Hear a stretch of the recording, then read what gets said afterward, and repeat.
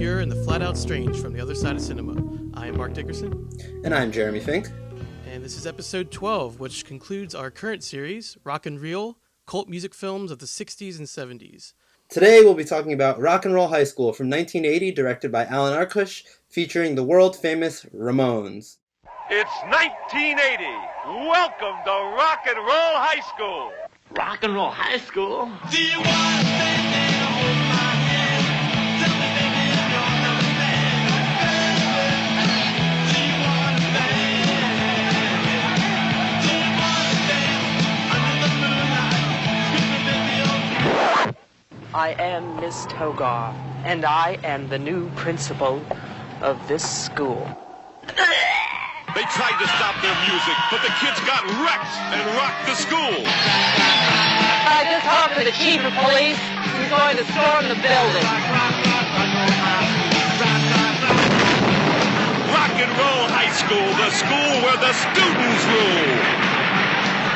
Could your school be next? So, as we said, Rock and Roll High School from 1980, directed by Alan Arkush. This film was produced by Roger Corman, who, of course, is known for being a producer of kind of cult movies and independent cinema from the 60s into the 70s. He's known for jumpstarting careers of directors such as Martin Scorsese, Peter Bogdanovich, and many more. Also very well known for working with Jack Nicholson, who, as we've discussed previously, seems to pop up everywhere. Right. However, it does not pop up in the movie we're talking about today. Unfortunately. Unfortunately, yes. It would have been an interesting little performance. I'm sure he could have been worked in nicely. Right. So basically what we're looking at here is a film that's set in 1980 at a school called Vince Lombardi High, named after the famous Vince Lombardi, first head coach of the Green Bay Packers, who won the first Super Bowl. Kind of a random reference there.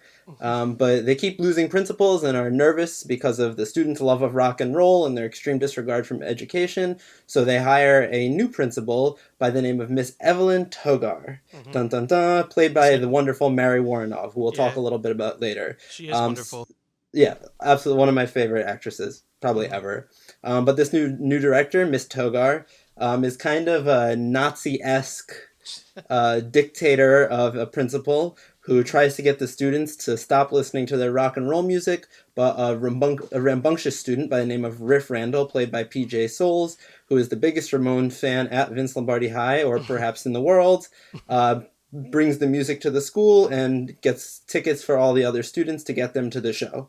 And then, chaos ensues and rock and roll goes crazy. Because rock and roll is evil, apparently. Yes, it's the devil's music, as they say. As they say.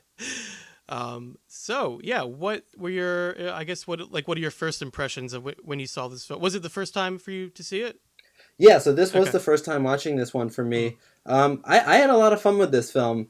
I mean, obviously, it's not a super, super deep, introspective, I don't want to say not thought-provoking, because I think it is thought-provoking, but maybe not necessarily for the reasons that were intended. I think it's maybe more thought-provoking in retrospect, looking back at the journey that rock and roll took kind of before and after the watershed moment that was 1980. I mean, you got to think 1980, that's kind of right after, I believe Off the Wall, Michael Jackson's Off the Wall came out in 1978 or 79. We'll have to check that date. AC/DC's Back in Black came out in 1980. So this is, Motley Crue released their first album in 1980, I believe. So this is a big kind of turning stone moment as we're moving into kind of the post-Led Zeppelin, post-70s moment for rock and roll, and then moving into the consumerism and pop of the 80s. So it's kind of interesting seeing this moment where you have all these kids. This feels to me like one of the last big, rock and roll sticking it to the man moments before things kind of started going in a very different direction into the next 2 decades and 3 decades to follow.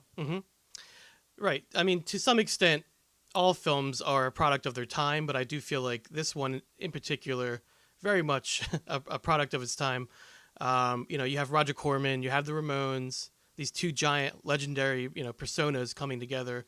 It all just makes some sort of weird sense in a way. That's what I thought when I was watching it. It's like, this shouldn't work, but it kind of does.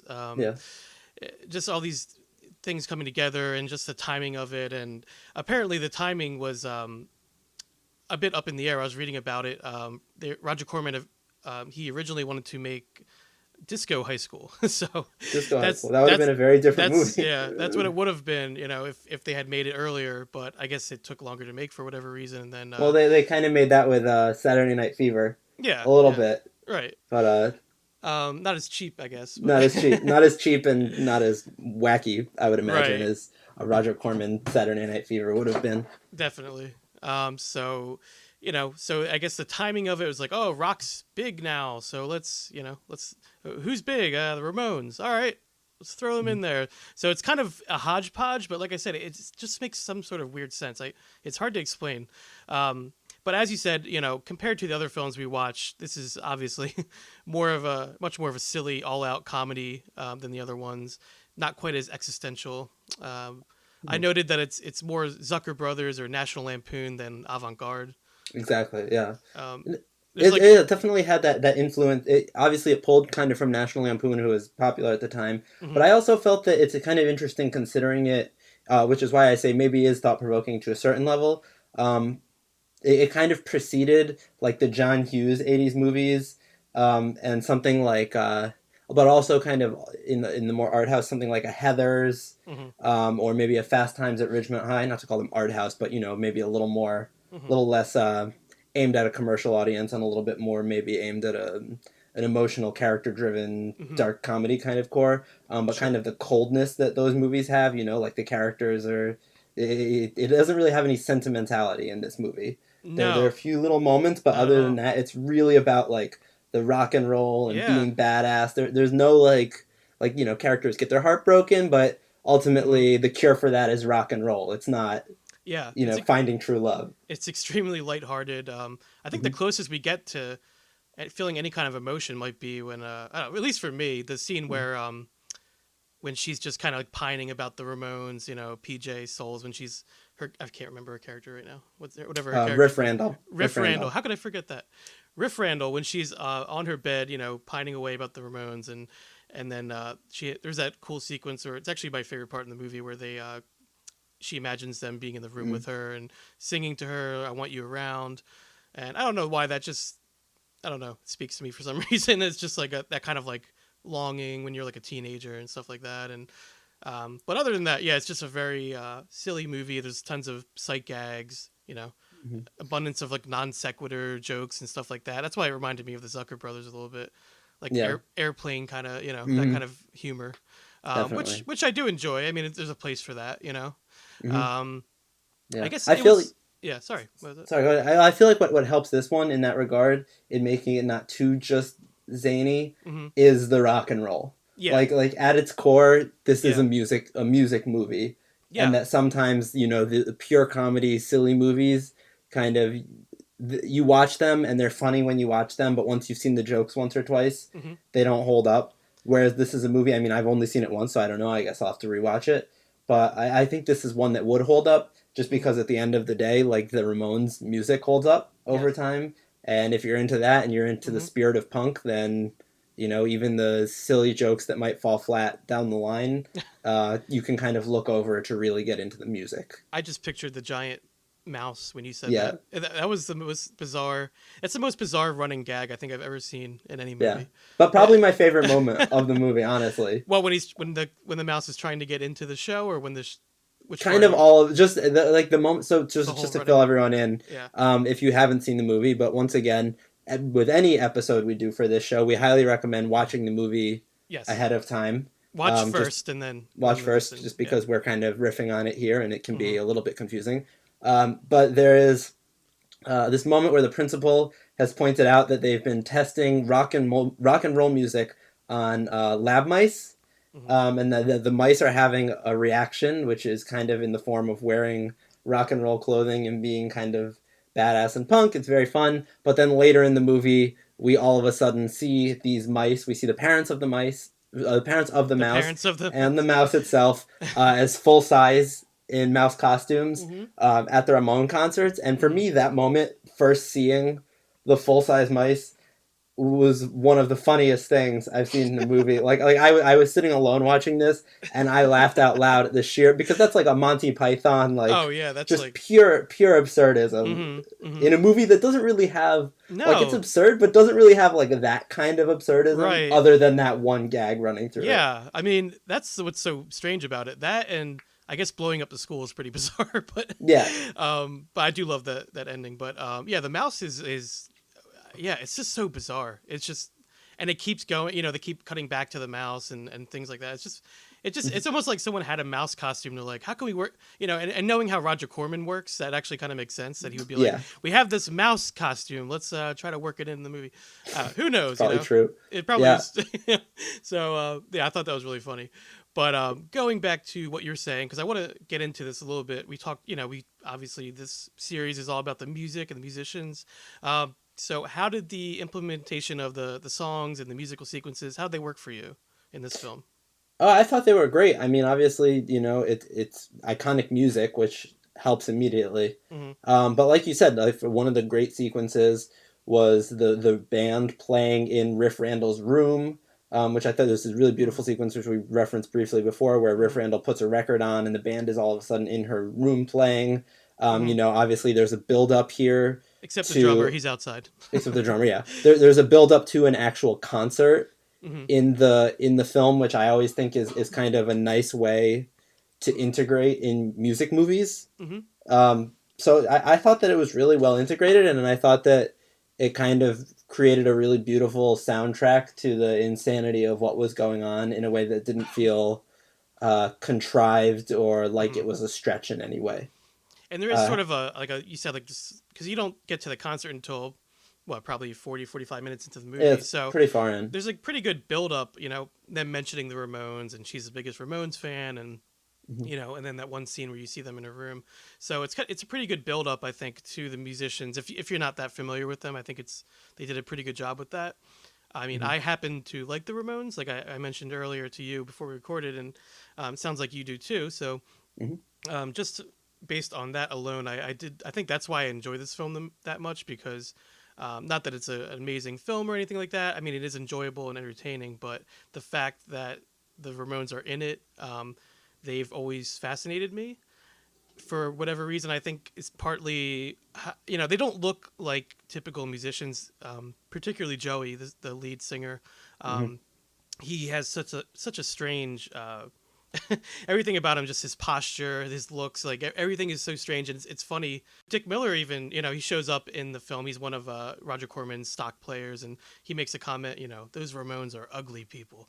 So it's like they were self-aware about it, but it's also funny because the main character and all the girls in the school are like, oh, the Ramones are so dreamy, you know. And I guess because But there is a certain sexuality, like it's yeah, hard the rock to and roll explain. element, you The know, rock and roll thing, yeah. it's- Like there's this moment where like she talks about them eating pizza, Mm-hmm. and then you see them eating pizza, Hey, and like pizza! there was just something so like Mm-hmm. unexplainably sexual about Joey Ramone just sitting there like this greasy man eating this Yeah. greasy food that like shouldn't be attractive at all. Mm-hmm. But like I could totally see how that would be like, you know, it's Yeah. kind of like this rough around the edges, like just Well, just the sauce falling on his shirt. It's like, you it's know, that rebelliousness. It's like, yeah, you know, these are rebels who make loud, fast music, and, you know. yeah, So that, and the whole point of the movie is that, you know, fuck the man, we're gonna yeah. we're He gonna eats pizza the way you wouldn't want a guy coming over to your house for dinner to eat.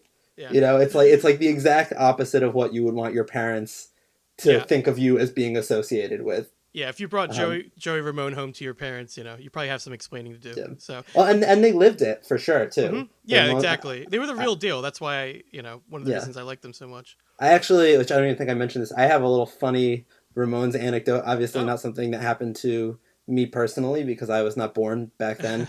But in the late 70s, my dad is a photographer, Mhm. and in the very late 70s, him and his friend Rich would go to this club in the Albany area where I'm originally from called JB Scott's, and they'd photograph tons of musicians. I think they photographed, just to name a few, I want to say like Joan Jett. They photographed who is it? Edgar Winter. But one of the bands I got to take pictures of, which probably went on to be the most famous of the bands they shot was the Ramones. Wow. And my dad was backstage taking pictures, and I believe it was Joey Ramone was so drunk that as my dad was trying to photograph him, Joey was trying to put his pants on, and he was just so hammered that he got tripped up in his pants and just like fell over in the middle of the dressing room and knocked stuff over. And this was Oh my like God. right after they had gotten off stage Wow. playing a show to a couple hundred people, and like, you know, this, so there was there this very real, visceral, like, you know, what you're seeing on screen. You know, I don't think that it's a fabricated thing. I think that they're just kind of like that, or were, I should say. Right. It's like you said, they lived the life that, you know, or at least they did on stage, you know, and that's kind of all that matters. Like when they were on stage, you got that energy from it, and they convey that pretty well in the movie during the scene you mentioned at the concert. That's, you know, and I like, you know, I'm just a sucker for those kind of, I'm a sucker for musicals in general, and I just, so, you know, to just kind of have a point in the movie you kind of sit back and just watch the band play, like I just think that's cool, you know. Yeah. I always really like that. So so we touched on it briefly, but we talked about the cast a little bit. I know you were a big fan of the woman who played the principal. Yes, Mary Woronov is the woman who played the principal. She was a frequent Corman collaborator, as was her real life husband Paul Bartel, who plays a music teacher by the name of Mr. McGree in Rock and Roll High School. And he's kind of a fun character as well because he's very into, you know, Beethoven and classical music, but also seems very hip to the rock and roll, and He seems gets kind into of it. He gets yeah, real he's into it, kind of down with whatever expression the kids want to have, as long as they're loving music and appreciating it, which is kinda cool. actually like kind of maybe the most timeless Yeah. concept in the entire movie, is this idea that like youth is going to connect to music and love it, and it doesn't matter if it's Beethoven, it doesn't matter if it's, you know, the Tommy Dorsey band, the Ramones, Kanye West, whoever.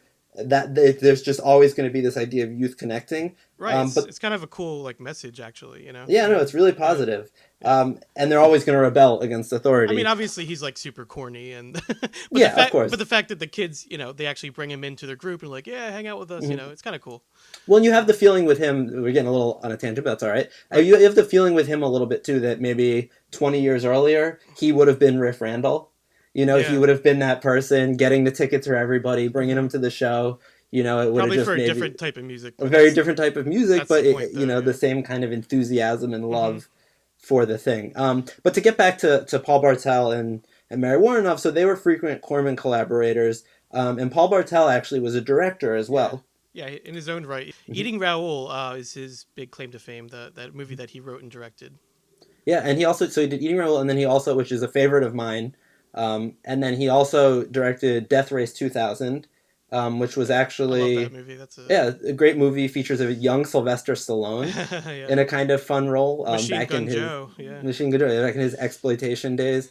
But really, really an innovative director. So if you haven't gotten to see, I would recommend both of those movies. I actually haven't seen Eating Raoul. Yeah, Eating Raoul. Eating Raoul. I keep saying that wrong. Eating Raoul is unbelievable. Yeah. Definitely way more intellectual than most. I don't know if that was actually a Corman movie, but you know, just to give. Actually, I don't even want to say what it's about because I can't talk about it without spoiling it. Okay. But very, you know, very kind of fun, very intellectual, and they had this thing. Woronov and Paul Bartel had this thing where very often they would play these intellectuals in the midst of something crazy and stupid going on. So there's this movie from the 80s called Chopping Mall, which is about these. You see it was about these killer robots who have been designed to protect a mall but start killing the people inside. And they play like these. Paul Bartel and Mary Woronov play these very concerned citizens who are just like, you know, like, oh, well, will the security work properly? And everyone just laughs it off like, you know, it's nothing. And then, of course, it doesn't. And they just kind of pop up everywhere and just have this really fun feel to them. Mary Woronov actually was featured in House of the Devil, which is a 2009 film directed by Ty West. Yeah, I saw that which is unbelievably scary in my opinion. I watched it alone at night, and I wish I had not. So you know, if you get some time, go look into these two because they're just amazing actors, directors, you name it. And she's very good in this. I mean, I thought her role was. It's very one note, obviously, like everyone else's. Yeah. But yeah, I thought she did a great job with it. And whenever she's on screen, you know, it was something to look forward to. How did you feel about PJ Souls as Riff Randall? How'd you feel about her? I thought she was a lot of fun. Mm. I mean, obviously not. We're not talking Meryl Streep, believability here, Mm. but I think she's a fun character. She has a lot of pep. Do you think she Um, pulled off being high school age? Because apparently she was much older at the time when she was. I mean, I don't question it anymore Yeah. personally. You see so many movies. It's like you Hmm. think about like American Pie, Yeah. which is kind of like maybe Hon- the definitive high school movie of the next mhm. decade after the 80s, and it's Honestly, like I bought it when yeah, before I looked it up. I was like, oh, okay, I could see yeah. it. No, I mean, because when you actually see high school age kids playing high school students, we're so used to seeing older people playing high school students. So when you see someone who's 17 playing a high school senior, you're like, why is this child driving a car and getting Right. into trouble? And it's like it doesn't make sense. Hmm. Um, It is interesting that apparently in real life she had no idea who the Ramones were and was not into them at all. Like, did not like their music, well, which is good for her. yeah. Which I guess maybe she's a better actor than we think. I don't know, Yeah, but no, good. I bought it. I yeah. believed it. So it's kind of, but I think throughout the as she was filming, I think she got to know them personally, and I think she got on. Now I'm sure she ended up liking them a little bit more than she did. Well, she's tied to them forever, so Right. whether, Yeah. whether she likes it or not now. Hmm. It's like you think. I mean, obviously she's not super famous, but you think PJ Souls, and it's Hmm. right there, I rock mean, and roll high school. she's with the band of the moment, and it's like you were saying earlier, how it's kind of a timeless idea, and if this film was made now, I mean, who do you think would be, who would be the Ooh, artist or musician that would be featured in it? that's Who tough. would, I mean, because I don't think it would be rock and roll, no, and that's the challenge. And I also think that because rock and roll is such a specific moment, it's kind of tough because a lot of the music now, because rock and roll filled this space where it wasn't really so much about this intellectualized thing, it was more about an energy. But a lot of the music that fills that kind of space culturally now is pop music Hmm. more than rock and roll. But I don't see any pop artist necessarily being able to command like anyone who just does pop. I could see maybe a Beyonce or a Kanye West or a Childish Gambino, but the difference is a lot of them in their music put a lot more they have a lot more cultural critique. It's a lot more intellectual. Hmm. So like the kind of devotion I feel like the students organizing things now, it would all be through Facebook if they all wanted to right, obviously, yeah. go to a concert together or some other social media. And B, I think that it would be more of like an intellectual thing where rather than banging their heads and thrashing around and burning the school down, it would be a lot more like how can we enact change within the school? Yeah, So it's just so of the moment. It's hard to place how it would even work now. that's interesting. Yeah, modern musicians, while they have charisma, they have presence. It's not the same. You're right. Back then, it was almost like the artists were more one dimensional, but Yeah. but it not in a necessarily bad way. Like I think the Ramones are maybe one dimensional in a very good way. Yeah. It's kind of Yeah. almost like Freudian. Right. It's like They. they're this explosive id Mhm. monster that's just Yeah. gonna do what they do. And they stand out and they do their thing, and yeah, it's but yeah, I understand what you're saying. Like a lot of artists today are more, I guess, nuanced, and they try different styles, Yeah. and they're calling on more they're inspired by lots of different things. So yeah, it would definitely be I think harder to do now. I think it would, like you said, it would be a completely different movie. Who do you think it might be if you were to pick kind of one musician? Honestly, the first one I thought of was Kanye, but it's probably because you Kanye. just mentioned him. I would say maybe do you listen to Tyler the Creator at all or Odd Future? Not really, no. But Odd Future, I'm they aware have of a him. little bit of a punk vibe, and Mhm. and they kind of actually they have this kind of cultish thing because they make their own clothing, Mhm. and there is almost this weird cult like Mhm. thing surrounding the whole Odd Future, but it's not quite to the level of No. And Beyonce, slavish like, devotion. even that would be interesting too. But I don't know. It just, yeah, it wouldn't be the same. Mhm. And maybe just, part of that is just because times have changed, and Yeah. I think a movie like this, obviously would never be made again. I feel pretty confident in saying that. I think, Yeah. it's just unlikely to ever happen.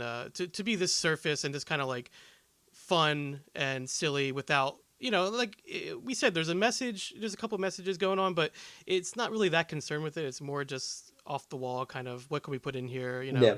Let's make a cheap movie that features a popular band, that's kind of what it is. And Mhm. yeah, I think for better or worse, I think it's going to stay at that time. But it's a great, Yeah. reflection of the time. I mean, if you watch this, you feel like you're in 1979 is when they filmed it. 1979, 80, yeah. Yeah, which kind of rounds out our series here because we were talking about through the 60s and the 70s. So, do you have any thoughts on that? You know, kind of ending this this series and the, you know, do you have anything you want to discuss about the artists? I wanted to also ask you, like, you know, we talked about the movies being sort of autobiographical in a way for the artists. I mean, do you feel like that happened at all in this one, or... I feel like it is to some extent, but not in a direct. I feel like it's interesting because you look at each artist, and I feel like the way the movies functioned is kind of how they present their ideas. So, you know, you look at something, well, with the exception of the Monkees, because obviously the way they did that movie was a total departure from everything else they did with Head. But, you know, you look at the Beatles, and it's like the music is at the forefront. It's really about the music, but you still get the personality of this band shining through. You know, they're still there. Then you look at the Who, and it's like the music is obviously at the forefront, but it's presented in a much more abstract way. It's kind of this larger than life thing. And then you look at the Ramones here, and like I feel like it's autobiographical in a way where we're getting the feeling of what their life is like through the movie. We're not necessarily getting a beat by beat, you know, this is where they're from, this is what they're going through at the time. But I feel like we are getting the gut feeling of what it would be like to be a Ramone in high school. You know, I would imagine listening to like, you know, all those great rockabilly bands of the 50s and the early 60s. That kind of grew into what they became. I do feel like this film, out of all the other ones, is more about how people perceive the musicians rather than, because the other films, you know, you get a little more intimate with each member and you get to know them on a certain level, whether it's, you know, how they want you to know them or not. But you get to, you know, spend some time with them. Like, you know, the first movie where we talked about A Hard Day's Night with the Beatles, you know, you get these intimate scenes of them just kind of hanging out and talking. Like, there's nothing like that in this film, really. And it's more how, you know, the aura that was around the Ramones and how people perceive them and the excitement, you know, which is cool. It's different. It's a different kind of way to look at it. Because even though the Ramones, the members themselves, are in the film, they're not in it that much, actually. I mean, I had seen it years ago and I thought they were in it a lot more than they are, actually, because like we said, they don't really show up until kind of later into the film and then obviously become a main part of it. But it's not really their film, though. No, it's not. Which I think is a common misconception with this. It's not, but it's not. But like I said, if you're into the Ramones, if you like the Ramones, I mean, I think it does make it much more enjoyable, obviously. But yeah, I get what you're saying. It's kind of more of the time, and more just like a fun movie, you know, anti-establishment kind of, you know, because like you said, the administration at the school is, you know, the principal, they basically are Nazi-esque. I mean, they're really going for that vibe. I think that the principal actually uses the words, I might be wrong, but I'm pretty sure she actually uses the words like final solution or something like that at some point, like that directly. So they're not even, she's dressed in this kind of like green, gray, like they're not trying to hide the fact that she's basically a Nazi. Like it's pretty out there. Yeah, they really go for it. How do you think, so as we're kind of wrapping up here, how do you think, because I know I have some ideas, how do you think that this film will hold up long term moving forward, and kind of what influence, like what do you see from this in today's culture? Man, that's tough. There really isn't anything like it, you know, like we just tried we just racked our brains to try to think of how they could even recreate this. And it's crazy because in this age of reboots and rehashing of like every idea ever, I really can't picture it. I can't picture them doing anything like this now. And I don't know. It's just so of its time. Yeah. Sorry, I don't know if they answered your question. Yeah, no, totally. Yeah. I'm just thinking because for me, like I don't think you could do anything like this now, but I think that the influence is maybe further reaching than we would even notice. And without, you know, being pretentious here, I think what I would